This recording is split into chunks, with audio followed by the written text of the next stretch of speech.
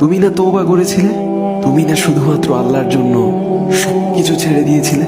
বুঝতে পেরেছিলে কোথায় তোমার আসল ঠিকানা? ভুলে গেছ? আবার কোন পাপ তোমায় গ্রাস করে নিল? তুমি তো সেই যে নিজের পাপের প্রতি অনুতপ্ত হয়ে সিজদায় পড়ে অঝরে কেঁদেছিলে। তাহলে আবার কেন দুনিয়ার ধোঁকায় পড়ে গেলে? কেন ভুলে গেলে কোথায় তোমার আসল গন্তব্য? তুমি কি হার মেনে নিয়েছো নফসের কাছে? তুমি এত দুর্বল? ভুলে গেছো তুমি কার বান্দা? কে তোমার রব? তোমার রব তো সর্বশক্তিমান।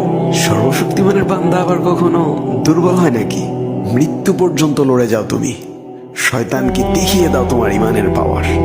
শয়তানের ধোকায় পড়ে অনেক পাপ করে ফেলেছ, তাই নিরাশ হয়ে গেছো তুমি, তাই না? তুমি কি জানো না তোমার রব কতটা মহান? তিনি তো তোমাকে ক্ষমা করার জন্য অপেক্ষা করছেন। তাই ফিরে আসো সেই রবের দুয়ারে, যার দুয়ার কখনো বন্ধ হয় না।